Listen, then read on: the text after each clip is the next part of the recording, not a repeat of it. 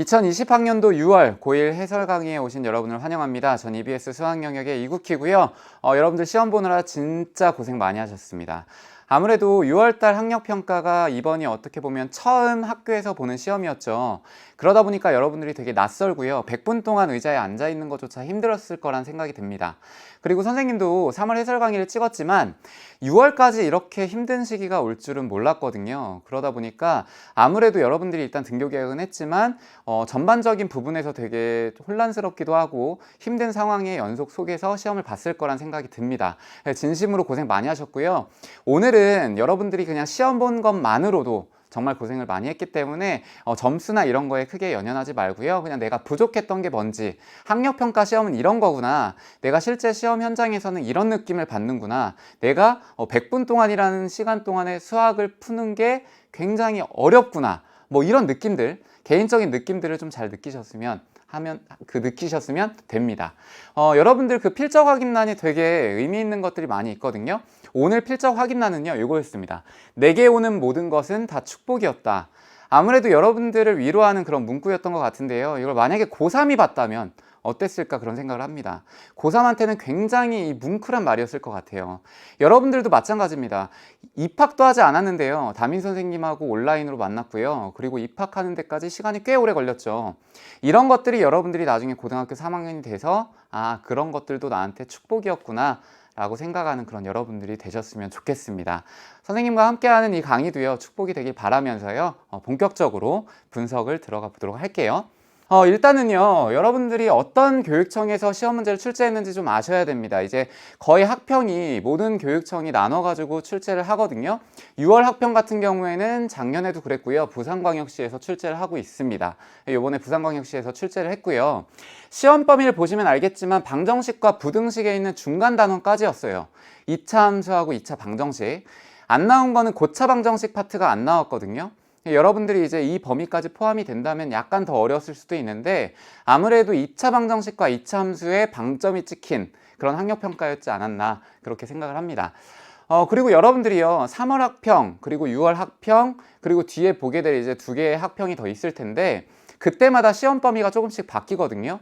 여러분들이 내신 시험 범위와 그 다음에 학평 시험 범위를 잘 구분하셔서요, 내가 학평을 준비하면서 내신도 준비할 수 있게끔, 내신을 준비하면서 학평도 준비할 수 있게끔 그렇게 공부 계획을 세우셔야 됩니다. 학평의 의미를 좀 한번 볼게요. 6월 학평은 어떤 느낌이었냐면, 이거는 여러분들한테만 해당하는 건데요, 처음인 듯 처음 아닌 그런 학력평가였죠. 아까 서두에 선생님이 설명을 했지만요, 학력평가를 학교에서 본 건 처음이었을 겁니다. 100분이라고 하는 시간 동안에 정말 교실에서 여러분들이 수학 문제만 풀었거든요. 그런 시험이 처음이었기 때문에 아마 적응하기도 좀 힘들었을 거고요. 의자에 앉아있는 것조차 힘들었을 거예요. 그런 처음인데 처음 아닌 시험을 보느라 정말 고생 많이 하셨고요. 이제는 이거에 익숙해지셔야 됩니다. 2학년, 3학년 때 계속 볼 거니까요. 100분은 100분이 아니다. 여러분들이요, 6월 학평을 딱 보고 나서 이렇게 느끼셔야 돼요. 내가 쉬운 문제부터 어려운 문제까지 전략적으로 접근해서 시간을 분배해야겠구나. 1번부터 30번까지 정말 정직하게 풀면 안 되겠구나를 느끼셔야 됩니다. 내가 객관식을요, 어느 정도 풀다가 막히면 바로 그 다음 문제로 넘어가셔야 되고요. 또 막히면 바로 넘어가셔야 돼요. 그렇게 하다 보면 주관식까지 오겠죠. 단답형. 그래도 괜찮아요. 단답형으로 바로 넘어간 다음에 단답형 초반에는 좀 쉬운 문제들이 나오거든요. 그럼 거기에서부터 또 다시 한번 달리시는 거죠. 그러다가 만약에 막히면 그 다음 바로 넘어가고, 그렇게 해서 전체 1번부터 30번까지요, 여러분들은 이제 조금 초반이기 때문에 한 50분 정도의 1번부터 30번까지 문제를 쭉 훑으셔야 됩니다. 그리고 나서 남은 문제들을 다시 50분 동안에 투자해가지고요, 집중해서 푸셔야 돼요. 여러분들이 이제 모든 학력평가가 이렇게 구성이 되는데 2점짜리 3문항이고요. 요건 1페이지에 나오는 거. 그 다음에 3점짜리 14문항, 그리고 4점짜리 13문항 이렇게 구성이 됩니다. 요거를 좀 전략적으로 접근하는 방법을 좀 키우셔야 되고요. 여러분들이 연습을 많이 해야 돼요, 이거는. 내신과 학력평가를 객관적으로 평가할 수 있는 겁니다. 여러분들이요, 내신 시험이 만약에 잘 나왔다, 뭐 지금은 여러분들이 1외고사를 안 본 학교도 있겠지만 내가 내신 등급이 1등급이에요 아니면 2등급이에요 근데 학력평가는 1, 2등급이 안 나올 수 있습니다. 굉장히 그런 경우가 많거든요. 그렇다면 나의 정말 객관적인 위치는 뭘로 판단을 해야 될까? 학력평가죠. 나의 진짜 수학 실력은 학력평가의 실력으로 보셔야 되는 겁니다. 내가 아무리 우리 학교에서 1, 2등급이 나오더라도요, 학력평가에서 4등급, 5등급이 나온다면 공부 더 하셔야 돼요. 여러분들이 고등학교 3학년에 올라가셔서 고생하시기 싫으시면. 이해되시죠? 여러분들이 충분히 내신과 학력평가를 객관적으로 평가하는 그런 시험으로 좀 분석을 하셔야 되고요. 그 다음에 예상 등급 컷을 선생님이 가져와 봤는데 일단은 작년보다 커트라인이 내려갔죠. 1등급 같은 경우는 92, 88 이건 뭐 왔다 갔다 합니다. 그리고 고등학교 1학년, 2학년 학력평가는 커트라인이 주는 의미가 그렇게 크진 않아요. 근데 주의하셔야 될 거는 2등급이 굉장히 많이 떨어지죠, 작년에 비해서. 이건 뭐냐면 선생님이 개인적인 분석입니다. 3등급까지도 굉장히 많이 떨어지죠. 2, 3등급대가 이렇게 많이 떨어졌다는 얘기는요, 솔직히 말씀드리면 온라인 학습을 하면서 여러분들이 약간 학력 공부를 조금 놓으셨다는 얘기도 됩니다. 여러분들이 지금까지 만약에 3월부터 정상적으로 학교에 와서 등교를 하고 수업을 들었다면 아마 이 정도까지는 떨어지지는 않았을 거란 생각을 하거든요. 1등급은 아무래도 정말 중학교 때부터 고등학교 수학을 공부했던 친구들, 그리고 고등학교 수학을 여러 번 반복한 친구들, 미리미리 공부를 했던 친구들은 그래도 큰 무리 없이 어느 정도 비슷하게 나왔는데요. 2등급, 3등급 때에 있는 친구들은 지금 커트라인이 굉장히 낮아진 거는 약간은 공부량이 좀 부족했다, 그렇게 볼 수도 있습니다. 선생님들이 좌절하라는 얘기는 아니고요. 어쨌건 공부를 조금만 더 해야 된다. 여러분들이 이제 개학도 했고 본격적으로 학교 수업을 들으니까요. 그래서 뭐 작년보다는 조금 어려웠다라고 볼 수도 있겠지만 여러분들이 공부를 더 하셔야 된다, 그런 얘기를 드리고요.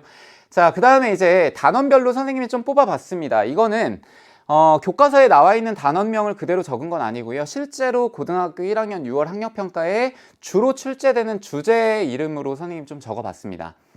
요번에 이제 2차 방정식과 2차 함수 파트가 굉장히 많이 나왔거든요. 여기에 있는 2차 방정식은 이제 2차 방정식만의 문제, 판별식 아니면 근과 계수의 관계, 이런 문제가 한 3문항 나왔고요. 2차 방정식과 2차 함수를 같이 물어보는 문제가 한 10문항 정도 나왔습니다. 근데 이 10문항이 다 4점짜리였어요. 그러니까 요 13문항 중에 10문항이 다 4점짜리였고요. 그리고 이 안에서도 또 3점짜리도 약간의 어려운 문제들이 있었거든요. 여러분들이 그런 것들을 보면서 고등학교 1학년 내용 중에서는 굉장히 중요한 게 2차 함수하고 2차 방정식이구나, 이걸 또 깨달으셔야 됩니다. 자, 오답률 베스트 10을 가져와 봤는데요. 실제로는 이제 1등부터 5등까지 정도만 보면 되는데, 보세요. 30번. 거의 대부분 킬러 문항으로 많이 알고 있을 건데요. 30번이 94.2%, 그리고 29번이 89%, 한 11%만 맞췄다는 얘기예요. 27번 85.9, 28번 72.4, 26번 70.9, 다 단답형이죠. 근데 선생님이 개인적인 생각으로는 단답형 파트보다는 객관식이 약간 어렵게 느낀 친구가 있을 것 같거든요. 앞에 있는 그 해설 강의는 서영란 선생님께서 해주시니까 그때 객관식에 대한 것도 좀 철저하게 들으셔가지고요, 내가 부족했던 거 좀 채우셔야 됩니다. 30번이 가장 어려웠고요. 이거는 복소수 파트였는데, 복소수의 성질을 약간 얕게 공부한 친구들은 되게 어렵게 고민을 했을 거예요. 자, 그러면 내가 학력평가를 봤다면 이제부터는 어떻게 뭘 공부를 해야 될까, 이런 고민이 들 거예요. 아무래도 지금 코로나 사태 때문에요, 약간 두 가지의 그 방향으로 좀 나눠야 될 것 같습니다. 지금 1회고사를 본 학교도 있고요, 1회고사를 안 보고 2회고사만 보는 학교도 있을 거란 생각이 들거든요.